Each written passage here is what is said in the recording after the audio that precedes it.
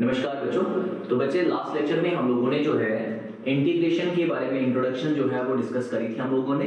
तो हम लोगों ने ये देखा था कि इंटीग्रेशन जो है वो क्या होती है, what is the meaning of the integration. और उसमें भी हम लोगों ने जो है इसका ज्योमेट्रिक मीनिंग भी डिस्कस किया था और हम लोगों ने जो है इसका फिजिकल मीनिंग भी जो है वो डिस्कस किया था। ठीक है, और इसके साथ ही साथ मैंने जो है आपको कुछ बेसिक फार्मूले जो हैं इंटीग्रेशन के वो भी मैंने करवाए थे आपको। ठीक है, तो आज का जो हमारा लेक्चर है, आज के लेक्चर में हम लोग कोई भी थ्योरी जो है वो डिस्कस नहीं करेंगे। आज से हम लोग जो है इंटीग्रेशन के सिर्फ और सिर्फ जो है क्वेश्चंस ही जो है वो करेंगे। ठीक है, तो आज हम लोग जो है कुछ बेसिक क्वेश्चंस जो है वो डिस्कस करेंगे सो दैट कि आपके पास जो है इंटीग्रेशन जो है उसके ऊपर थोड़ा सा होल्ड बनना शुरू हो जाए and then slowly and steadily हम लोग जो है आगे के जो टॉपिक्स हैं इंटीग्रेशन में उनकी तरफ जो है हम लोग मूव ऑन कर जाएंगे। ठीक है, तो बिफोर कि मैं ये लेक्चर स्टार्ट करूं, मैं ये होप करता हूं कि आप लोगों ने जो है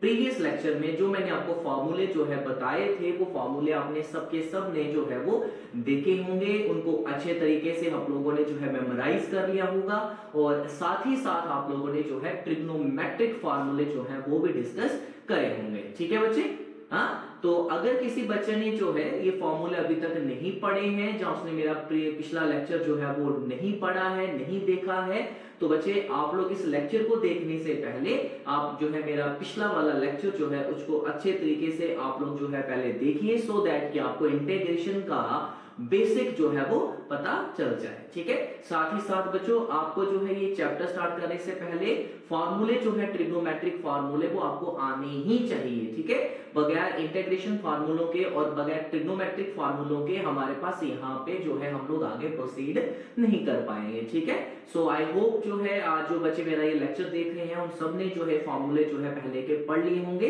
तो मैं ज्यादा टाइम वेस्ट नहीं करूंगा क्योंकि हमारा आज का लेक्चर जो है थोड़ा लेंथी होने वाला है। ठीक है, आज के लेक्चर में जो है 20 से 25 क्वेश्चंस जो हैं वो आज मैं डिस्कस करूंगा आपके साथ। ठीक है, तो आपको जो है घर में जाके अपनी एक रेफरेंस बुक भी साथ में आपको एक ले लेनी है।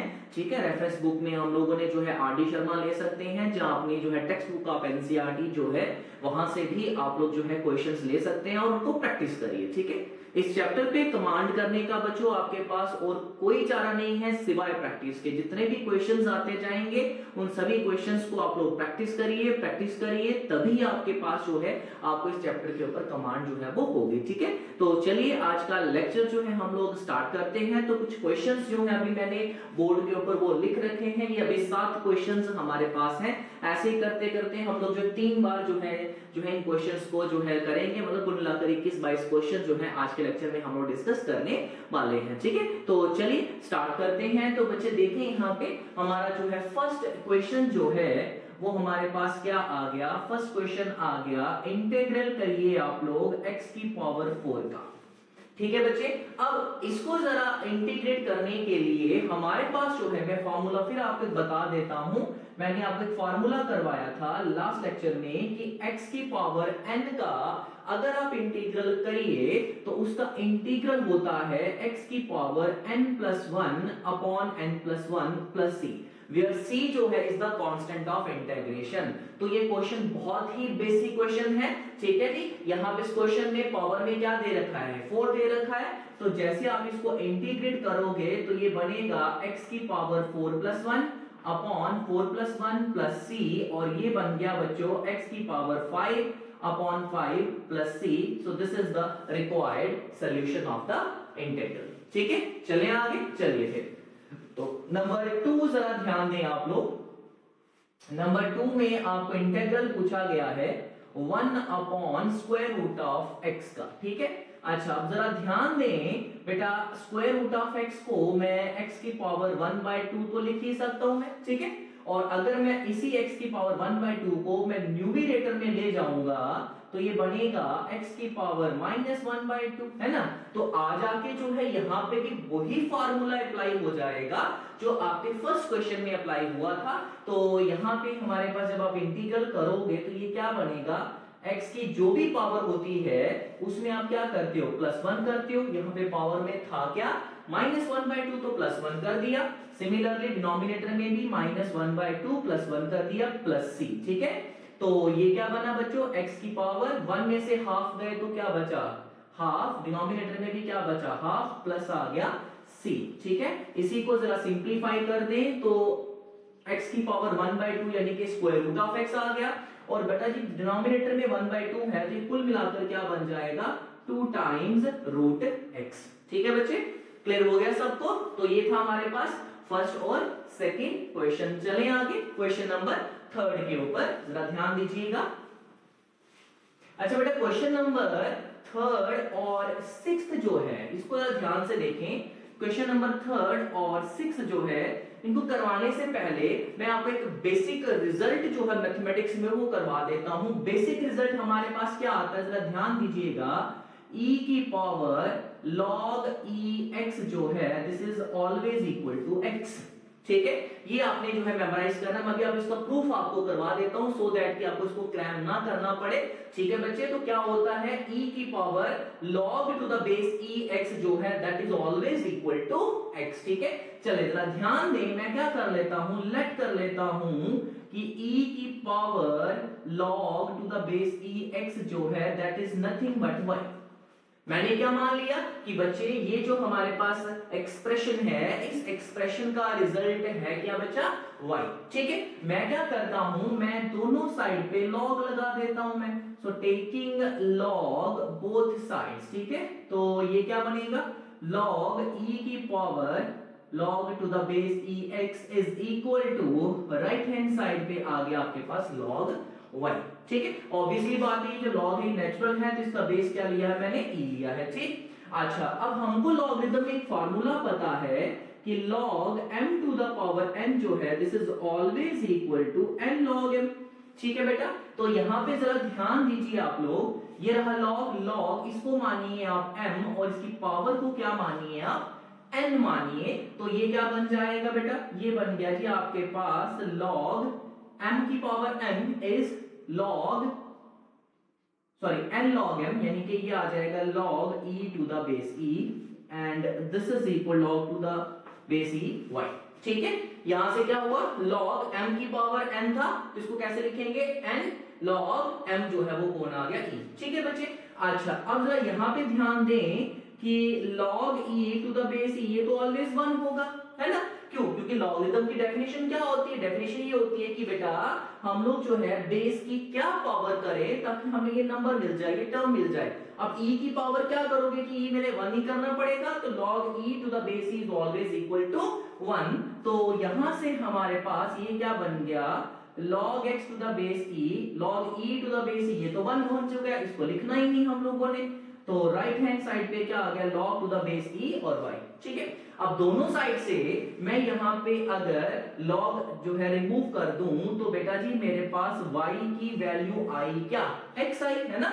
मैंने दोनों साइड से log और log क्या कर दिए, छोड़ दिए, तो y की वैल्यू किसके बराबर आ गई बच्चों, x के बराबर आ गई, ठीक है। पर जरा ध्यान दीजिए जो y था वो था क्या, वो तो e की power log to the base e x था, समझे या नहीं समझे। तो यहां से हमको ये रिजल्ट जो है मिल जाता है, जरा ध्यान दीजिएगा कि log e की power log to the base e x जो है that is always equal to x। और इसी का अगर हम लोग जनरलाइज्ड वर्जन कर दें तो a की पावर log a x जो है that is also equal to क्या, x, ठीक है ना। एक्सपोनेंशियल जो है e जो है दिस इज एक्सपोनेंशियल सीरीज, तो उसी में जनरलाइज्ड वर्जन क्या बन गया, मैंने e की जगह पे क्या लिख दिया बच्चों, a लिख दिया। सो a की power log to the base a x जो है this is always equal to x, ठीक है। तो इस रिजल्ट को आप लोगों ने जो है मेमोराइज कर लेना है। अब इसी रिजल्ट के ऊपर हमारा क्वेश्चन नंबर जो है वो 3 आता है। चलिए करते हैं जरा क्वेश्चन नंबर 3, ठीक है, चलिए देखते हैं। सो क्वेश्चन नंबर 3 जो है वो क्या आ गया हमारे पास, क्वेश्चन नंबर 3 आ गया I is equal to integral a raise to power 3 log to the base a x into आ गया dx, ठीक है। अच्छा बच्चे जरा ध्यान दें, मैं यहाँ पे फॉर्मूला लगा सकता हूँ पावर में, है ना, क्योंकि मेरे पास एक फॉर्मूला आता है log m की पावर n is equal to n log m, ठीक है, और इसी को रिवर्स में तो लगाया जा सकता है ना। n log m किसके बराबर होगा, log m की पावर n। तो इसी फार्मूले के मुताबिक ये क्या बन जाएगा, a की power log to the base a, और ये x की पावर में चला जाएगा 3, है ना। ये जो 3 था ये कहां जाएगा, x की पावर में चला गया, ठीक है। अब जरा इसको आप ऑब्जर्व करें, मैंने फिर आपको रिजल्ट बताया था, क्या था रिजल्ट, a की पावर log a x जो है that is always equal to x, और यहां पे अगर पावर में x क्यूब आ गया तो ये तो x क्यूब के बराबर हो जाएगा। तो उसी फार्मूले के मुताबिक यहां से हमको क्या मिल गया, x क्यूब यहां से मिल गया। तो बेटा x क्यूब का इंटीग्रल क्या होगा, x क्यूब का इंटीग्रल होगा 3 + 1 upon 3 + 1 plus c, so this becomes x की power 4 upon 4 plus c। Clear हो गया बच्चों ये, ठीक है।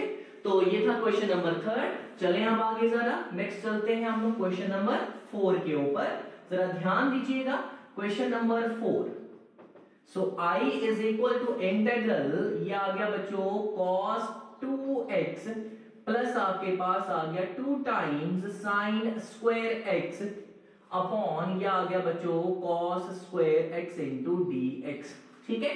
अब यहां पे इसको जरा ध्यान से समझिएगा कि बेटा हमारे पास अभी कोई बेसिक जो है क्वेश्चन आपके पास नहीं रह गया है, ठीक है। बेसिक कोई फॉर्मूला इसके ऊपर अप्लाई नहीं होगा, हमें इस क्वेश्चन को सिंपलीफाई करना पड़ेगा।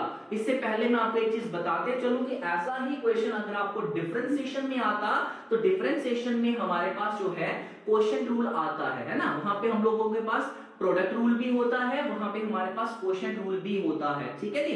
पर इंटीग्रेशन में आपके पास एज सच कोई क्वोशिएंट रूल नहीं होता है। हमें क्या करना पड़ेगा, ऐसा कोई भी क्वेश्चन जब भी आपके पास आए हमको उसको सिंपलीफाई करना है सो दैट कि उसको कन्वर्ट किया जा सके किसी बेसिक फार्मूले में, जो मैंने आपको प्रीवियस लेक्चर में बताए हैं उसी में कन्वर्ट कर सकें, ठीक है। अब जरा ध्यान दें, मेरे पास यहाँ पे कुल मिलाकर 3 टर्म्स हैं, एक cos 2x है, एक हमारे पास sin स्क्वायर x है और ये cos स्क्वायर x है। तो 3 में से 2 टर्म्स अगर आप देखें तो वो x वाली हैं और एक टर्म जो है वो 2x वाली है।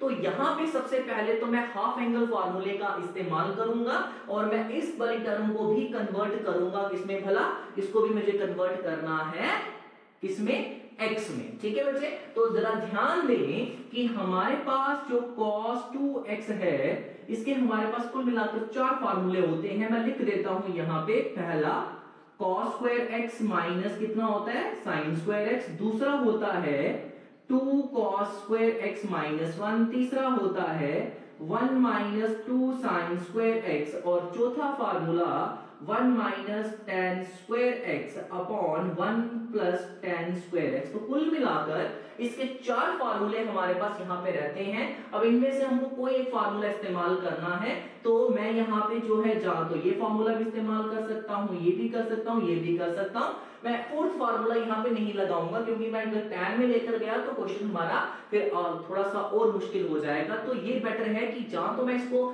साइन में लेकर जाऊं, जहां मैं इसको किस में लेकर जाऊं, कॉस में, ठीक है। जरा ध्यान दें कि अगर मैं यहाँ पे इसको cos 2x को फर्स्ट ही फार्मूला लगा लेता हूं बच्चे, तो फर्स्ट फार्मूले के मुताबिक ये क्या बनेगा, ये बन गया cos स्क्वायर x माइनस कितना आ गया sin स्क्वायर x प्लस आ गया 2 sin square x as it is, ठीक है जी।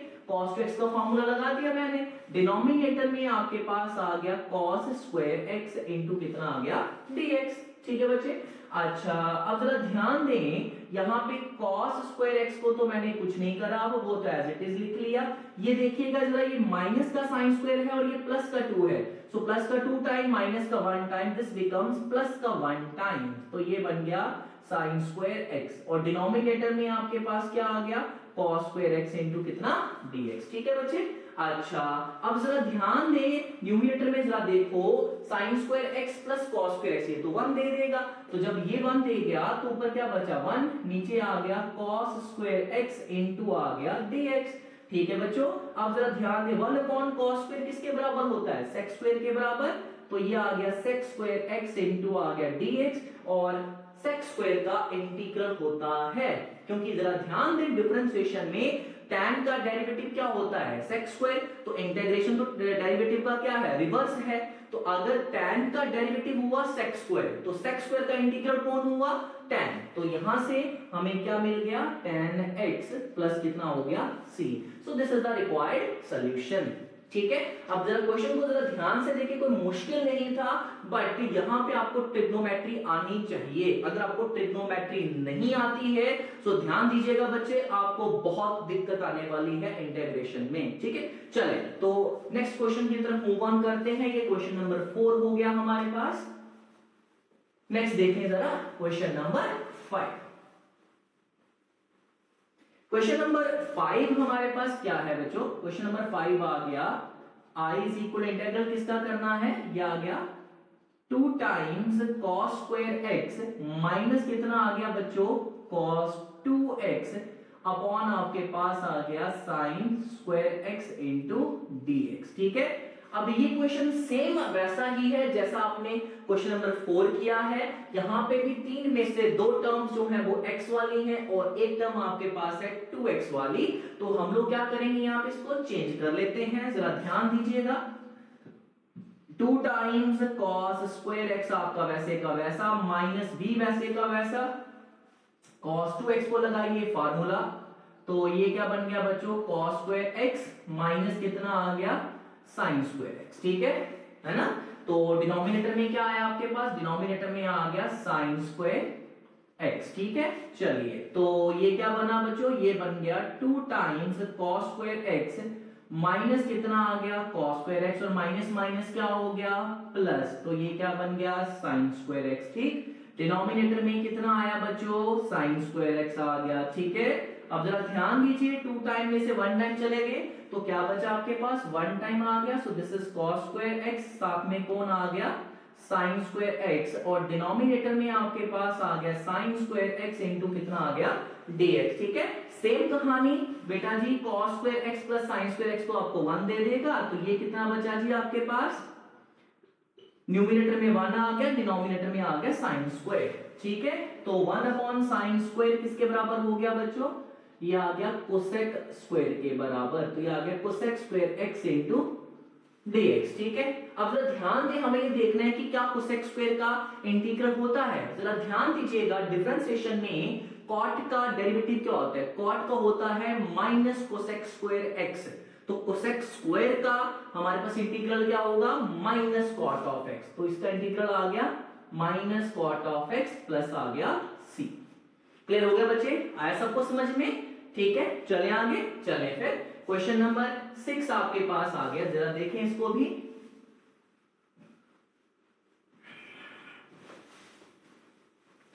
तो क्वेश्चन नंबर 6 देखें हम लोग, क्वेश्चन नंबर 6 आ गया I is equal to e raise to power 6 times log to the base ex minus e raise to power 5 log to the base ex आ गया, डिनोमिनेटर में आ गया e raise to power 4 log to the base ex आ गया, minus e raise to power आ गया 3 log to the base x आ गया। ठीक है, तो अभी जो मैंने आपको फॉर्मूला करवाया था है ना, उसी का यहाँ पे रिजल्ट हम लोग फॉलो करेंगे। जरा ध्यान दें, मैं इसको ऐसे लिख सकता हूं e की power log to the base e x की पावर 6 माइनस e की power log to the base e x की पावर 5। ठीक है, अपॉन e की power log to the base e x की पावर 4 माइनस e की power log to the base e x की power 3 into आ गया dx। ठीक है, सबसे पहले तो log का ही फार्मूला लगाया है, n log m का फार्मूला यहाँ पे लगाया है। ठीक है, चलिए तो अगले में रिजल्ट में क्या होगा, ये जो है हमारे पास क्या दे देगा x की पावर 6, ये क्या दे देगा मुझे x की पावर 5, डिनोमिनेटर से क्या मिलेगा x की पावर 4, यहां से क्या मिला x की पावर 3। ठीक है बच्चों, अच्छा न्यूमिनेटर में जरा ध्यान दें, x की पावर 5 कॉमन आ गया, सो this becomes x minus 1, denominator से अगर आप ध्यान दें तो x की पावर 3 कॉमन आ गई, ये क्या मिला आपको x माइनस 1, तो x माइनस 1 आपके पास कैंसिल हो गया, सो दिस बिकम्स x की पावर 5 अपॉन x की पावर 3 इंटू आ गया dx। ठीक है, तो ये कैंसिल होके हमें क्या देगा x की पावर 2 है ना, समझ में आई बात? तो यहां से x की पावर 2 का जब आप इंटीग्रल करोगे तो x की पावर 3/3 प्लस c, इजी, ठीक है, आया समझ में सबको, है ना? चलिए तो आगे करते हैं हम लोग क्वेश्चन नंबर 7, देखिए बच्चे उसको भी जरा।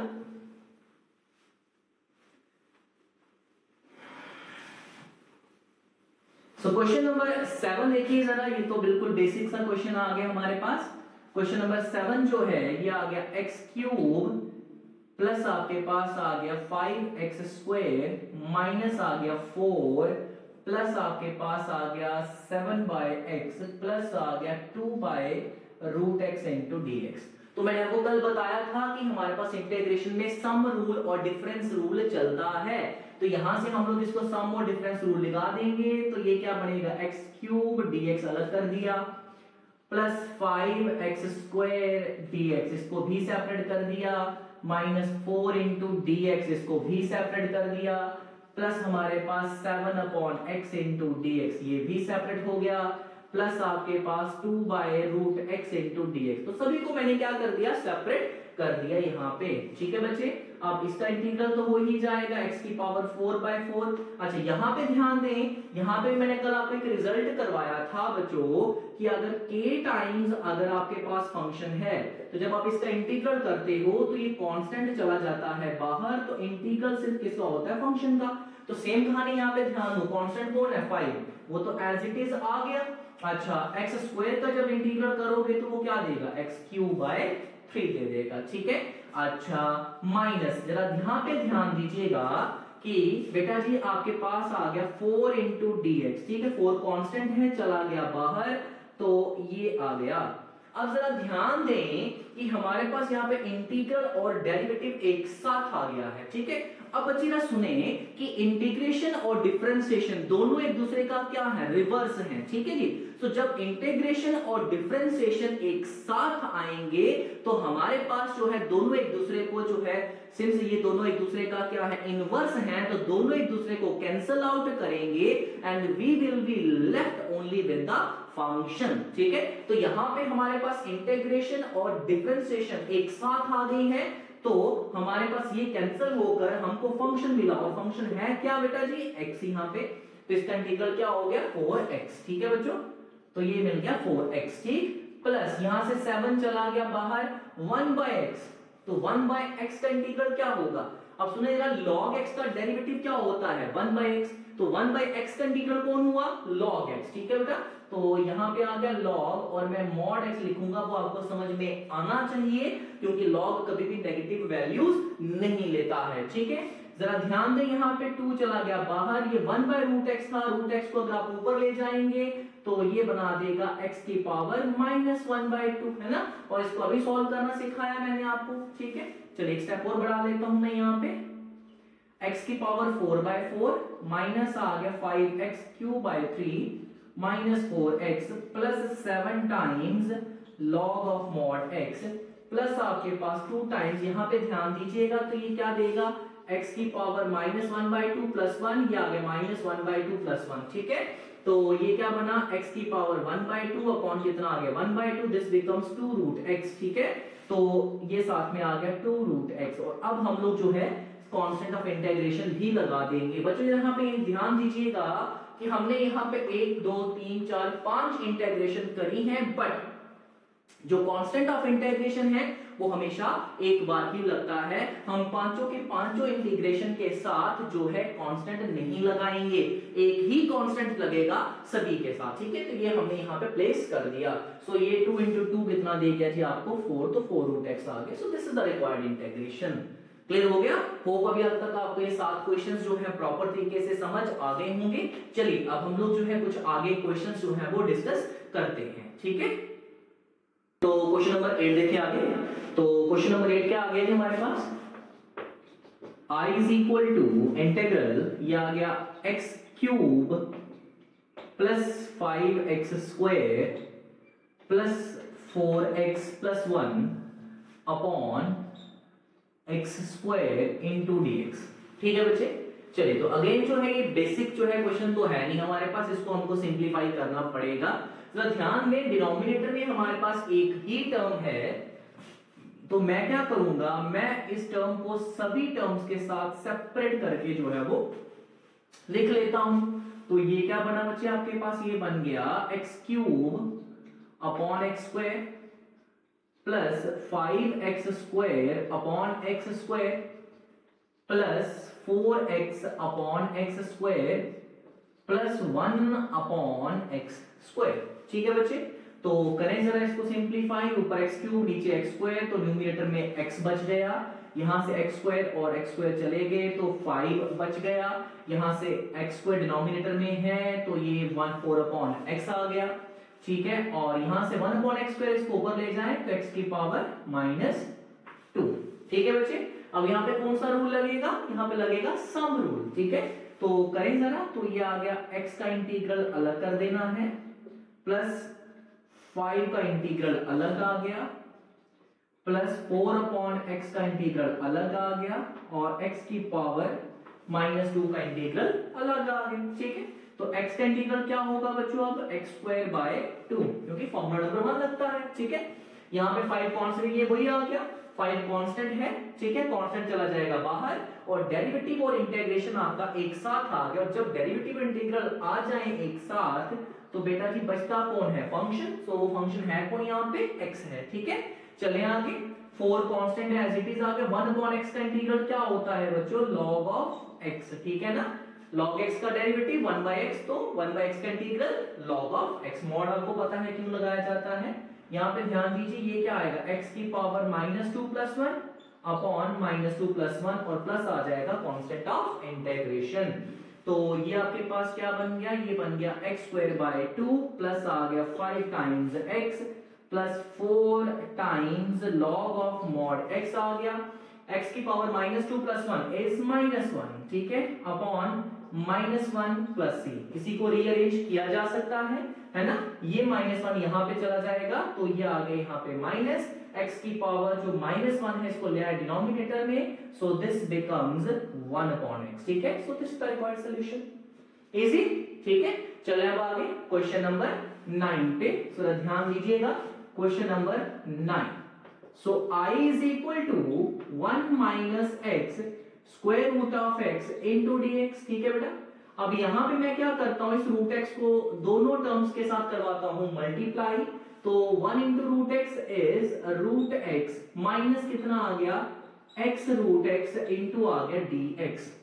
तो ये क्या आ गया, x की पावर 1/2 माइनस, यहाँ पे ध्यान दे बेटा, एक आ गया x की पावर 1 और एक आ गया x की power 1/2, basis same, powers are added, और 1 में जब हाफ ऐड करोगे सो दिस बिकम्स x की पावर 3/2। तो ये आ गया x की पावर 3/2 इनटू कितना आ गया बच्चों, dx आ गया। ठीक है, अब तो आसान हो गया, अब तो हमें फॉर्मूला नंबर 1 लगाना है, तो वो क्या देगा बच्चों, x की पावर 1/2 + 1 अपॉन 1/2 + 1 माइनस x की पावर 3/2 + 1 अपॉन 3/2 + 1 + c। ठीक है, ये क्या आ गया, x की पावर 1 में हाफ ऐड किए तो क्या मिल गया, 3/2, 1 में हाफ ऐड किए तो ये क्या मिल गया, 3/2 माइनस हाफ में 1 ऐड किया तो 2.5 हो गया, सॉरी 1.5 है ना ये 3/2, तो 1 ऐड किया तो 2.5 यानी कि 5/2 अपॉन भी आपके पास आ जाएगा कितना, 5/2 प्लस आ गया c। तो इसको आप कैसे, ये 3/2 जब ऊपर गया तो क्या बनाएगा, 2/3 x की पावर 3/2 और ये 5/2 ऊपर गया तो क्या बनाएगा, 2/5 x की पावर 5/2 प्लस आ गया c। So this is the required solution. ठीक है, चलिए हम आगे नेक्स्ट क्वेश्चन देखें जरा।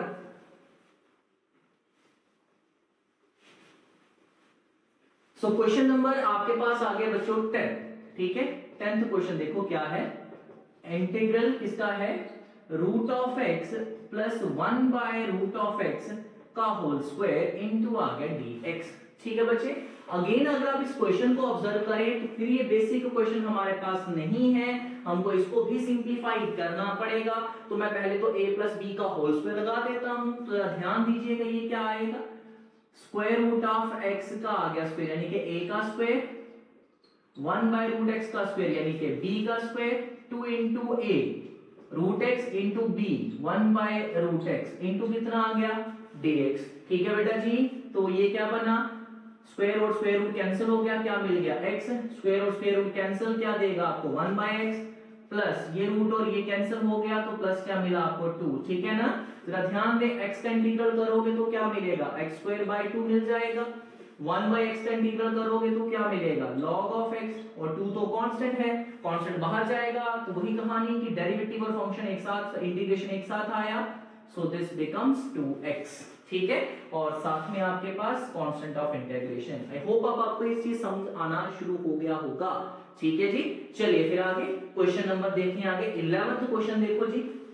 सो क्वेश्चन नंबर 11 जो है, this is I is equal to integration, ये आ गया x³ माइनस x² प्लस आ गया x-1 अपॉन आपके पास x-1 इंटू आ गया dx। अगेन आप चेक कर सकते हैं, बेसिक क्वेश्चन फिर नहीं है, फिर इसको सिंप्लीफाई करना पड़ेगा।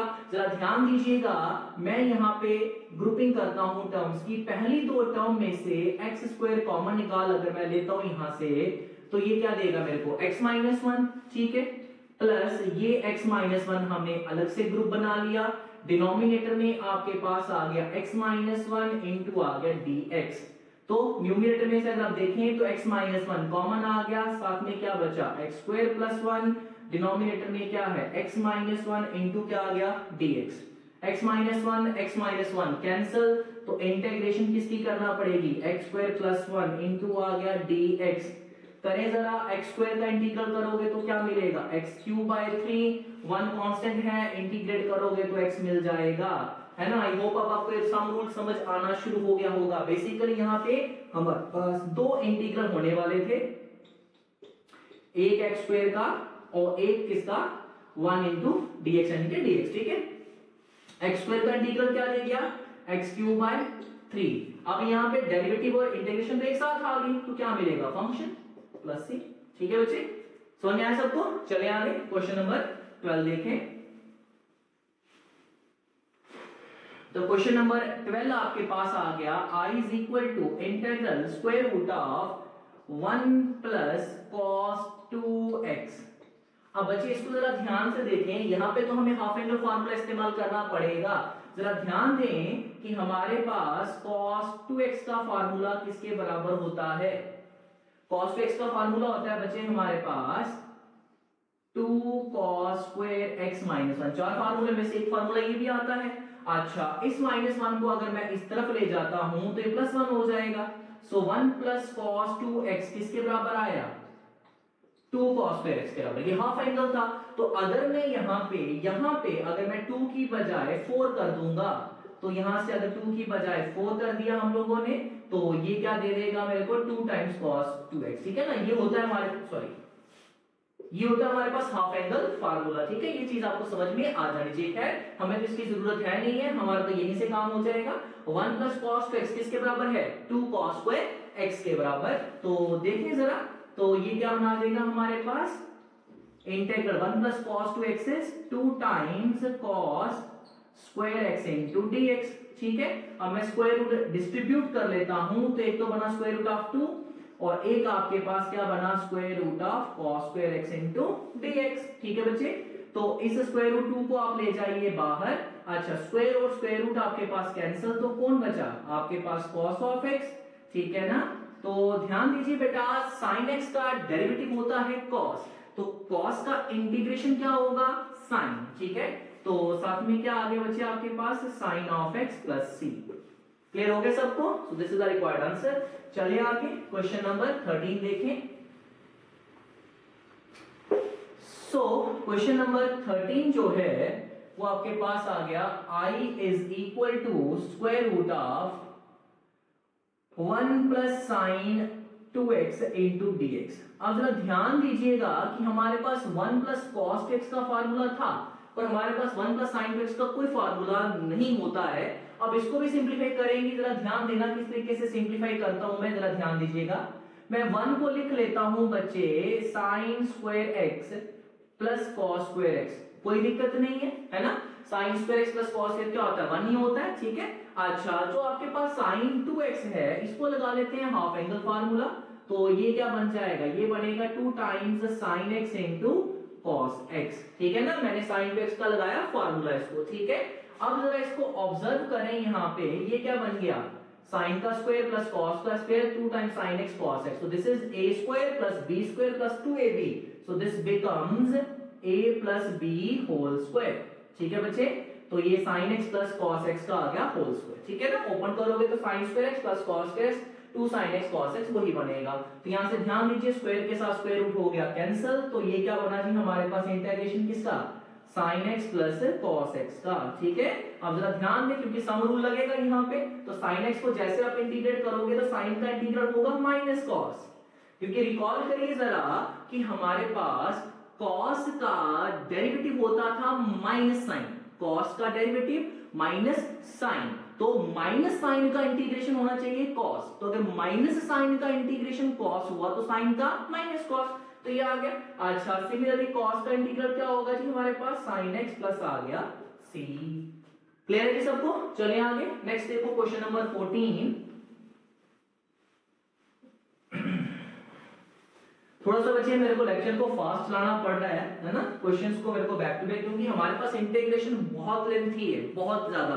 मैं कोशिश करूंगा कि हर एक लेक्चर में आपको मैं 20 से 25 क्वेश्चन करवाऊं, सो दैट कि हमारे पास अराउंड 18 से 20 लेक्चर में हमारे पास कम से कम, ज्यादा नहीं तो 400 के अराउंड क्वेश्चंस हमारे पास हो जाना चाहिए, क्योंकि जब आप इतने क्वेश्चंस करोगे तभी जाकर आपके पास जो है आपको थोड़ा सा कमांड होगी इंटीग्रेशन के ऊपर, ठीक है जी।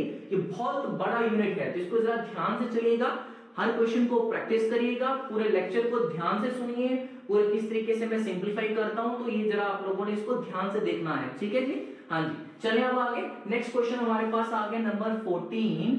तो 14th क्वेश्चन क्या आ गया जी हमारे पास, this is cos of x minus cos 2x upon 1 minus cos of x, ठीक है नहीं। अब यहां पे भी वही कहानी आ गई कि दो टर्म्स आपके पास x वाली है और एक 2x वाली है, जिसको हाफ एंगल फॉर्मूला लगाना पड़ेगा। चलिए लगाते हैं इसको, तो सब कुछ cos में है तो cos में ही लेकर चल पड़ूंगा मैं इसको। cos to x का फार्मूला बचे 2 times cos square x minus 1 upon आ गया 1 minus cos of x into कितना आ गया dx। तो ये क्या बना, ये बन गया cos of x minus 2 times cos square x plus आपके पास आ गया 1 और साथ में आ गया 1 माइनस cos ऑफ x, ठीक है। अच्छा अब यहां से अगर मैं माइनस कॉमन निकाल लेता हूं, या इसको ऐसे रहने देते हैं, ये आ गया हमारे पास माइनस का 2 times cos square x plus का cos of x plus 1 upon आपके पास आ गया 1 minus cos of x into dx। Numerator को जरा अगर आप ऑब्जर्व करें तो क्वाड्रेटिक पॉलिनोमियल है, क्वाड्रेटिक पॉलिनोमियल हमको ये देखना है कि क्या हम इसकी मिडिल टर्म स्प्लिट कर सकते हैं। सो ध्यान दें यहाँ पे स्प्लिट हो जाती है, तो इसको मैं लिख लूंगा माइनस का 2 times cos square x plus आपके पास आ गया 2 times cos of x minus cos of x plus 1, है कि नहीं। इनको माइनस करोगे तो क्या मिलेगा, है ना, cos ऑफ x मिल ही जाएगा, बट इनको मल्टीप्लाई करोगे तो क्या मिलेगा, माइनस का 2 टाइम cos x, वही चाहिए हमको, ठीक है। डिनोमिनेटर में हमारे पास आ गया 1 minus cos of x into आ गया dx, ठीक। तो यहां से इन दोनों की ग्रुपिंग कर लो और इन दोनों की ग्रुपिंग कर लो। मैं यहां से कॉमन क्या निकाल लेता हूं, 2 टाइम्स cos ऑफ x अगर मैं कॉमन निकाल लेता हूं, in fact minus 2 times of cos x अगर आप कॉमन निकालते हो, माइनस नहीं निकालते हैं, ऐसे निकाल लेते हैं ना, 2 times cos of x common निकालते हैं तो क्या मिलेगा मेरे को, यहां से मिल जाएगा माइनस का cos x प्लस का 1, ठीक है। और यहां से आ जाएगा जी हमारे पास माइनस का cos ऑफ x प्लस 1, ठीक। डिनोमिनेटर में 1 माइनस cos ऑफ x है इनटू आ गया dx, ठीक है। तो यहां से आपके पास कॉमन में क्या निकल जाएगा, माइनस cos x प्लस 1 यानी कि 1 माइनस cos x, तो 1 माइनस cos ऑफ x आपने कॉमन निकाल दिया, यहां से क्या बच गया 2 टाइम्स cos ऑफ x और प्लस यहां से आ गया 1, डिनोमिनेटर में 1 minus cos of x into dx, तो ये टर्म और ये टर्म आपके पास cancel, so this becomes 2 times cos of x plus 1 into dx। करिए जरा, 2 कांस्टेंट है, cos का इंटीग्रल क्या होता है बच्चों, sin x, 1 कांस्टेंट है, इंटीग्रेट करोगे तो क्या मिलेगा x प्लस c, ठीक है जी। क्वेश्चन मुश्किल नहीं है, बट आपको फॉर्मूले आने चाहिए, ठीक है। चलिए आगे क्वेश्चन नंबर 15 देखें जरा इसको। सो क्वेश्चन नंबर 15 आपके पास आ गया जी यहाँ पे I is equal to integration of tan square x. बेटा जी जरा ध्यान दें कि tan स्क्वायर का इंटीग्रल नहीं होता हमारे पास tan का इंटीग्रल है, tan स्क्वायर का इंटीग्रल नहीं होता है। पर मुझे एक फार्मूला आता है यहाँ पे, ध्यान दीजिएगा, tan स्क्वायर एक्स और sec स्क्वायर एक्स के बीच में sec square x minus tan square x किसके बराबर होता है, 1 के बराबर। तो यहां से अगर मैं tan स्क्वायर को इधर ले जाऊं, 1 को इधर ले जाऊं, तो tan स्क्वायर एक्स जो है वो आ जाएगा sec square x minus 1 into कितना आ गया, dx। ठीक है बच्चे, अब जरा ध्यान दीजिए आप लोग कि sec स्क्वायर का इंटीग्रल कितना होता है, tan x। क्यों? क्योंकि tan का डेरिवेटिव होता है sec स्क्वायर, तो sec स्क्वायर का इंटीग्रल tan। ठीक है, और माइनस 1 कांस्टेंट है, इंटीग्रेट करोगे तो x आ जाएगा प्लस c। क्लियर हो गया सबको? नंबर 16 देखें यहाँ पे, नंबर 16 भी सेम ऐसा ही है, यह आ गया cot स्क्वायर x। तो अगेन देखें cot स्क्वायर का हमारे पास कोई जो है फॉर्मूला नहीं है। ठीक है, तो cot स्क्वायर का ट्रिग्नोमेट्रिक फॉर्मूला हमारे पास है, और वो फॉर्मूला क्या है बच्चे, cosec square x minus cot square x किसके बराबर होता है, 1 के बराबर। फिर वही कहानी, cot स्क्वायर को इधर ले आए, cosec स्क्वायर माइनस 1 बन जाएगा। तो यहां से I जो है वो किसके बराबर आया बच्चे, cosec स्क्वायर की जगह पे क्या, सॉरी cot स्क्वायर की जगह पे क्या लिखूंगा मैं, cosec square x minus 1 into dx। ठीक है, तो cosec स्क्वायर x का इंटीग्रल क्या होता है, cot का डेरिवेटिव होता है माइनस cosec स्क्वायर, और माइनस cosec स्क्वायर का cot, यानी कि cosec स्क्वायर का माइनस cot। ठीक है, तो यहां से आ गया माइनस का cot ऑफ x, माइनस 1 का इंटीग्रल करोगे तो x प्लस कितना, c। ठीक है बच्चे, तो ये हो गया आपको कहां तक, 16 क्वेश्चन। चलिए अब आगे मूव ऑन करते हैं हम लोग।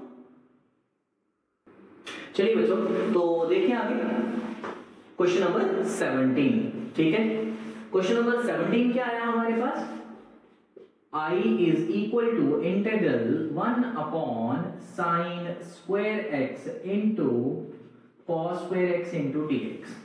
अब इस क्वेश्चन को जरा ध्यान से देखिए, मैनिपुलेटिव क्वेश्चंस आ गए बच्चों, क्योंकि अगर मैं यहाँ पे इसको देखूं तो ये बेसिक तो हमारे पास क्वेश्चन है नहीं, इसका फॉर्मूला बेसिक होता नहीं कोई भी। ठीक है, साथ ही साथ अगर मैं साइन को ऊपर ले जाऊं कोसेक बनेगा, कॉस को ऊपर ले जाऊं सेक बनेगा, फिर भी कोई सॉल्यूशन नहीं होगा। अब ऐसे क्वेश्चंस को आपको मैनिपुलेटिव तरीके से सॉल्व करना पड़ता है। जरा ध्यान दें कि जो न्यूमरेटर में 1 है, अगर मैं इसको ऐसे लिख दूं sin square x plus cos square x, तो कोई दिक्कत नहीं आएगी, है ना, क्योंकि sin square x plus cos square x क्या देगा, 1 देगा। और डिनोमिनेटर में आपके पास जो है ये एज इट इज ही रहने दिया मैंने। ठीक, अब ये डिनोमिनेटर कॉमन है तो दोनों टर्म्स के साथ आएगा। जब ये दोनों टर्म्स के साथ गया तो एक ये क्या बन गया, एक तो बन गया sin स्क्वायर x अपॉन कितना आ गया बच्चों, sin square x into cos square x, plus दूसरा कितना आ गया, दूसरा आ गया cos स्क्वायर x अपॉन या आ गया sin square x into cos square x into dx। ठीक है, अब जरा फर्स्ट टर्म में ध्यान दें, sin स्क्वायर और sin स्क्वायर गया, सेकंड में cos स्क्वायर और cos स्क्वायर गया, तो बच्चों हमारे पास बचा क्या, हमारे पास बच गया यहां से 1 अपॉन cos स्क्वायर, है ना। फर्स्ट टर्म में क्या बचा, 1 अपॉन cos स्क्वायर x, और सेकंड में क्या बचा, 1 अपॉन sin स्क्वायर x। ठीक है, अच्छा 1 अपॉन cos स्क्वायर क्या होता है बच्चों, ये आ गया sec स्क्वायर x, और 1 अपॉन sin क्या होता है, ये आ गया cosec स्क्वायर x। ठीक है ना, अच्छा जी, अब sec स्क्वायर x का इंटीग्रल क्या होता है बच्चों, tan x, और cosec स्क्वायर का माइनस cot, है ना, मैंने आपको बताया था भी कि cot का डेरिवेटिव माइनस cosec स्क्वायर, तो माइनस cosec स्क्वायर का cot, तो cosec स्क्वायर का माइनस cot। ठीक है जी, तो ये आ गया माइनस का cot of x plus c। ठीक है, सो क्वेश्चन देखिए, क्वेश्चन मुश्किल नहीं है पर क्वेश्चन मैनिपुलेटिव है। ये मैनिपुलेशन आपको बच्चे सीखना पड़ेगी, और ये जो है विद टाइम ही आपको आएगी, आपको एकदम से जो है ये चीजें नहीं क्लिक होंगी। ठीक है जी, सो तभी मैं कह रहा हूं कि बार बार जो जितने भी क्वेश्चंस हैं इनको प्रैक्टिस करिएगा, जितना ज्यादा प्रैक्टिस करोगे उतना ही आपको समझ में आएगा, अदरवाइज इसका और कोई भी अल्टरनेटिव है नहीं करने के लिए। ठीक है, चलें आगे, क्वेश्चन नंबर 18 देखें जरा। सो क्वेश्चन नंबर 18 जो है वो आ गया I इज इक्वल टू, या आ गया 2 plus 3 cos of x upon आपके पास कितना आ गया sin square x into dx। अब जरा अगेन कॉमन डिनोमिनेटर है तो फिर दो टर्म्स क्या लिख लेता हूं, ये आ गया जी आपके पास 2 अपॉन साइन स्क्वायर एक्स, और यहाँ पे आ गया 3 cos x अपॉन कितना आया बच्चों sine square x into dx। अच्छा जी, इस साइन स्क्वायर को ऊपर ले जाइए तो ये क्या बन गया 2 टाइम्स कोसेक स्क्वायर x। अच्छा यहाँ पे साइन स्क्वायर है ना, तो मैं इसको ऐसे नहीं लिख सकता साइन स्क्वायर को, sine x into sine x, ठीक है ना। तो यहाँ पे ध्यान दें, cos अपॉन साइन क्या हो गया cot, तो ये आ गया जी cot, और 1 अपॉन साइन क्या होता है कोसेक। ठीक है बच्चे, तो अब यहां से दो इंटीग्रल बन जाएंगे।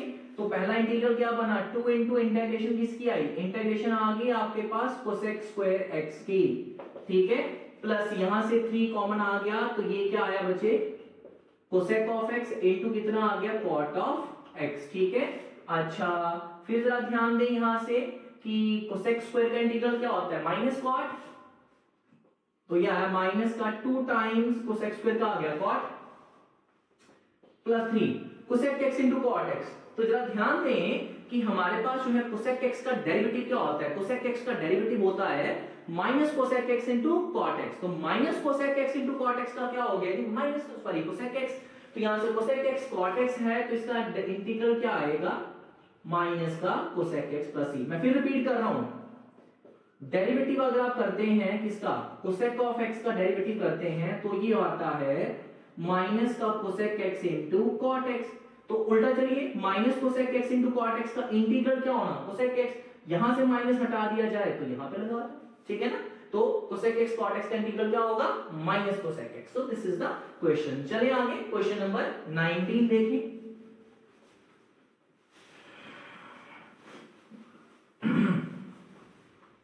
सो क्वेश्चन नंबर 19 क्या है आपके पास, i is equal to integral, ये आ गया बच्चे आपके पास cos 2x minus cos 2 alpha upon आपके पास आ गया बच्चों cos of x minus cos of alpha into dx, ठीक है।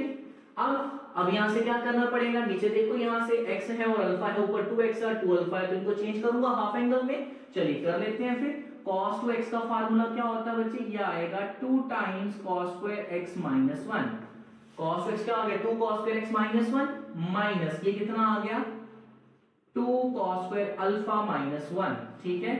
डिनोमिनेटर में आपके पास cos ऑफ x माइनस आ गया cos ऑफ अल्फा इंटू आ गया dx, और ये कितना हो गया, ये आ गया 2 times cos square x minus 1 minus का आ गया 2 times cos square alpha minus minus क्या हो गया प्लस 1, ठीक है, अपॉन आपके पास आ गया cos of x minus cos of alpha into dx, ठीक। तो माइनस का 1 प्लस का 1 क्या हो गया कैंसल, तो आपके पास ये क्या बचा, ये बच गया बच्चों 2 times cos square x minus 2 times cos square alpha, ठीक है, अपॉन आपके पास आ गया cos of x minus cos of alpha into dx, ठीक।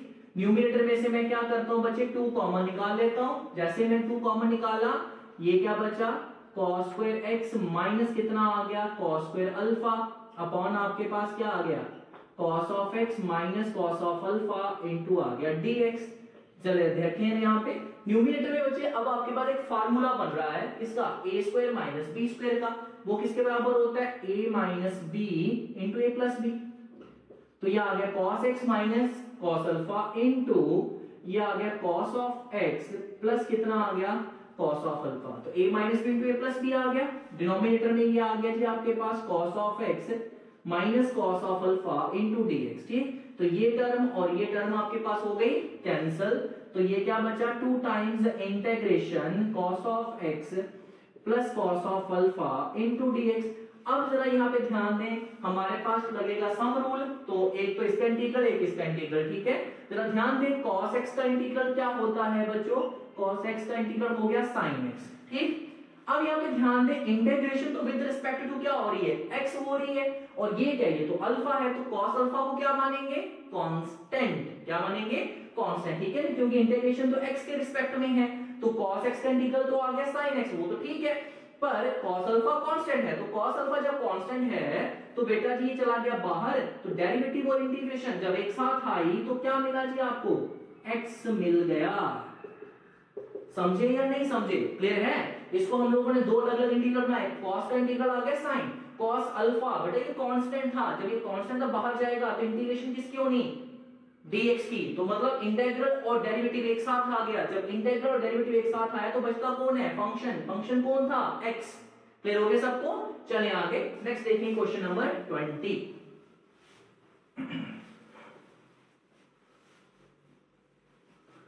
सो क्वेश्चन नंबर 20 देखो बच्चे, ये आ गया जी आपके पास i is equal to 1 upon 1 plus sine x। ठीक है जी, देखो अब इस टाइप के क्वेश्चंस में हमको करना पड़ता है रैशनलाइज। ठीक है, जरा ध्यान दें, अगर मैं यहाँ पे 1 अपॉन 1 प्लस साइन x है ना, ये इसको मैं मल्टीप्लाई करवाता हूं 1 माइनस साइन x के साथ, डिवाइड भी करवाता हूं 1 माइनस साइन x के साथ, तो न्यूमरेटर में क्या बचा? 1 माइनस साइन x। डिनोमिनेटर में बेटा a plus B into A minus B is A square minus B square, यानी कि 1 का स्क्वायर तो 1 आ गया, साथ में कौन आ गया? Sine square x। ठीक है बच्चे, तो अब ये क्या बना? न्यूमरेटर में आ गया आपके पास 1 माइनस साइन x, डिनोमिनेटर में 1 माइनस साइन स्क्वायर किसके बराबर? cos स्क्वायर x के बराबर। ठीक है बच्चों, तो अब यहां से कॉमन डिनोमिनेटर है, दो टर्म क्या जाएगा?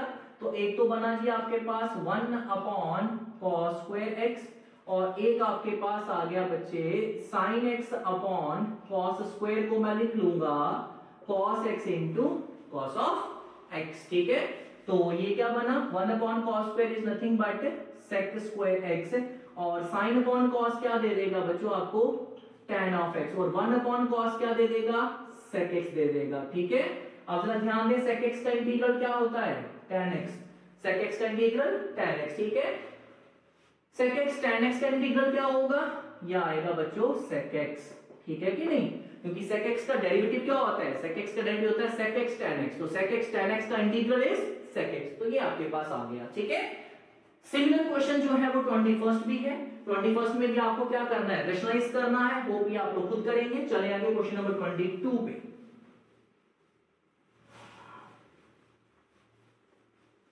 सो क्वेश्चन नंबर 22 क्या है हमारे पास? यह आ गया i is equal to sec of x upon कितना आ गया बच्चों? यह आ गया sec x प्लस कितना आ गया? tan x। ठीक है बेटा, अब यहां पे भी हमको इसको रैशनलाइज करना है। ठीक है, जरा ध्यान दीजिएगा, यहां पे भी यह आ गया sec x अपॉन आ गया sec x प्लस आ गया tan x, तो मल्टीप्लाई किसके साथ? sec x minus tan x, divide भी किसके साथ? sec x minus tan x के साथ करता हूं। कोई दिक्कत नहीं आई अभी तक? सो न्यूमरेटर में आपके पास क्या बना? ये न्यूमरेटर में आपके पास ये बन गया sec ऑफ x को मल्टीप्लाई करवाइए sec x minus tan x के साथ। डिनोमिनेटर में देखो फिर वही formula a plus B into A minus B क्या देगा? a square minus B square, तो यहां पे हमारे पास आ गया sec square x minus tan square x। ठीक है बच्चों, तो अब ये क्या बना हमारे पास? न्यूमरेटर में चेक करें, sec x into sec x क्या आ जाएगा? यह आएगा sec स्क्वायर x, और sec x tan x आ जाएगा साथ में, यह आ गया sec x इंटू कितना आ गया? tan x। ठीक, डिनोमिनेटर में sec square x minus tan square x 1 होगा, तो 1 को लिखने की जरूरत ही नहीं है, तो इंटू क्या आ गया बच्चों? dx। अब sec स्क्वायर का इंटीग्रल क्या होता है? tan sec स्क्वायर का इंटीग्रल हो गया tan x। ठीक, minus sec x tan x का इंटीग्रल कितना होता है बच्चे? अभी बताया आपको sec x। So this is the required solution. Clear हो गया बच्चे? आया समझ में सबको?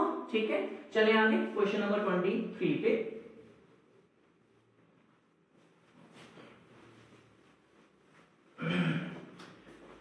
क्वेश्चन नंबर 23 जो है ये आ गया जी आपके पास साइन की पावर 6x आ गया, प्लस आ गया cos की पावर 6x आ गया, अपॉन आपके पास आ गया sine square x into cos square x into dx। ठीक है जी, अब यहां पे हमको इसको मैनिपुलेट करना पड़ेगा। जरा ध्यान दीजिएगा, न्यूमरेटर को अगर मैं कुछ ऐसे लिखता हूं बेटा, साइन स्क्वायर x का क्यूब और ये आ गया cos स्क्वायर x का क्यूब, तो कोई परेशानी नहीं आएगी, है कि नहीं? क्योंकि पावर तो 6 पर सेम बन जाएगी। ठीक है, डिनोमिनेटर को कुछ नहीं करना अभी, तो ये आ गया साइन स्क्वायर x इंटू कितना आ गया? cos square x into dx। ठीक, अब जरा यहाँ पे ध्यान दिए, तो फॉर्मूला बन गया न्यूमरेटर में न्यूमरेटर में फार्मूला बना A cube plus B cube का, तो A cube plus B cube का फार्मूला क्या होता है बच्चे, इसका फार्मूला होता है ए प्लस बी का whole cube minus 3ab into कितना ए प्लस बी। ठीक है, तो इसी फार्मूले के मुताबिक ये क्या बन जाएगा, a प्लस बी का होल क्यूब यानी कि sine square x plus cos square x का होल क्यूब आ गया माइनस 3 टाइम्स a कितना है आपके पास sine square x into b कितना है cos square x into a plus B यानी कि यह आ गया साइन स्क्वायर एक्स प्लस कितना आ गया कॉस स्क्वायर एक्स। ठीक है, अपॉन में तो सेम ही आ जाएगा, अपॉन में आ गया बच्चों साइन स्क्वायर एक्स इंटू कितना आ गया कॉस स्क्वायर एक्स। ठीक है बेटा, तो ये बन गया हमारे पास इसका इंटीग्रल। ठीक है, जरा ध्यान दीजिए, अब आगे ये क्या बनेगा, sign square x plus cos x क्या होता है 1, तो 1 का क्यूब क्या देगा आपको 1 ही देगा, ये आ गया 1 माइनस 3 टाइम्स, यहां पे ध्यान दीजिएगा sign square x plus cos square, ये भी 1 देगा, ये भी गया, यही बचा आपके पास, तो ये आ गया साइन स्क्वायर एक्स इंटू कितना आ गया कॉस स्क्वायर एक्स। ठीक, डिनोमिनेटर आपका वैसे का वैसा sign square x into cos square x into कितना आ गया dx। ठीक है बच्चे, कॉमन डिनोमिनेटर है, दोनों ही टर्म्स के साथ जाएगा, तो ये क्या बना, ये आया थे आपके पास 1 upon sine square x into cos square x आ गया जी। ठीक है, माइनस जब ये टर्म इसके साथ जाएगी तो ये कैंसिल हो गया, क्या देगा आपको 3 देगा, साथ में क्या आ गया dx। तो अब ये क्वेश्चन जो है आपका रिड्यूस हो गया, क्वेश्चन नंबर किसमें भला 17 में। ठीक है, तो आगे आप खुद इसको प्रोसीड कर सकते हैं, क्योंकि इसका इंटीग्रल मैंने अभी आपको करना सिखा दिया है क्वेश्चन नंबर 17 में, और 3 जो है उसका इंटीग्रल 3x आ जाएगा, है ना, यानी कि ये बनेगा माइनस का 3x प्लस c। क्लियर हो गया बच्चे? तो ये ध्यान दें, क्वेश्चन में आप सोच रहे होंगे कि सर ये कैसे कर पा रहे हैं, बेटा दिस इज ऑल प्रैक्टिस। ठीक है जी, इसमें कोई भी और इसका हल नहीं है। आप बोलोगे कि ये क्वेश्चन कैसे हमको आएंगे सर, ये तो आप हर बार कहीं पे कोई फॉर्मूला लगा रहे हो, कहीं कुछ कर रहे हो, तो बेटा इसका एक ही जो है आंसर है कि आपको सिर्फ और सिर्फ प्रैक्टिस पे ही फोकस करना पड़ेगा। जितने क्वेश्चंस आपके पास आते हैं करिए उन क्वेश्चंस को, लगाइए जितने भी ये फॉर्मूले आते हैं, तब जाकर आपको थोड़ा थोड़ा सा जो है कमांड जो है होना शुरू हो जाएगी। ठीक है, चलें अब आगे नेक्स्ट देखें क्वेश्चन नंबर 24।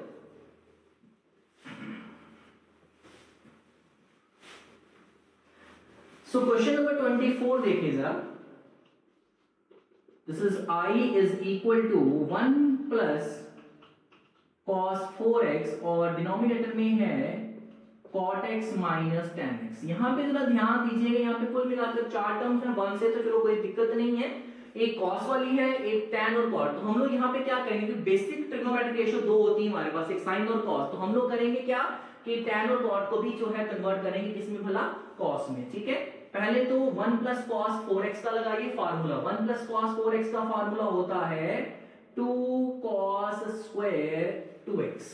ठीक है जी, 1 प्लस cos 4x का फार्मूला 2 cos स्क्वायर 2x। ठीक है, cot x को कैसे लिखोगे आप, ये लिखोगे cos ऑफ x अपॉन कितना आ गया sin of x, minus tan को कैसे लिखोगे आप sin ऑफ x अपॉन कितना आ गया cos ऑफ x इंटू कितना हो गया जी dx। ठीक है बेटा, अच्छा तो अब ना ध्यान दें, ये क्या बन गया 2 times cos square 2x, cross multiply करवाइए जरा, cos x into cos x कितना हो गया cos square x, sin x into sin x कितना हो गया sin स्क्वायर x, अपॉन में आपके पास कितना आ गया बच्चों sin x into cos of x into dx। ठीक है, तो ये क्या बना जी आपके पास 2 टाइम्स cos स्क्वायर 2x, ये तो था ही था, डिनोमिनेटर का डिनोमिनेटर न्यूमरेटर के ऊपर चला गया बच्चों, ये क्या बना गया आपके पास sin ऑफ x इंटू कितना आ गया cos ऑफ x। ठीक है बच्चे, डिनोमिनेटर में क्या बचा,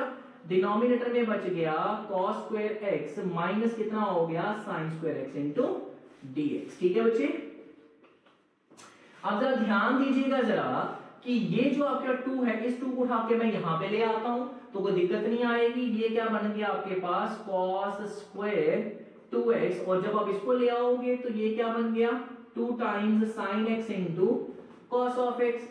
डिनोमिनेटर में जरा ध्यान दें, cos square x minus sin square x is cos 2x। ठीक है बच्चों, जरा ध्यान दें, एक स्क्वायर और ये कैंसिल हो गया, तो आपके पास न्यूमरेटर में क्या बचा, न्यूमरेटर में बच गया cos 2x, और यहां पे ध्यान दें 2 times sin x into cos x किसके बराबर होता है बच्चों, ये होता है sin 2x के बराबर, ठीक। और अगर मैं इसको 2 से दे दूं मल्टीप्लाई और 2 से दे दूं डिवाइड तो कोई दिक्कत नहीं आएगी, ठीक है।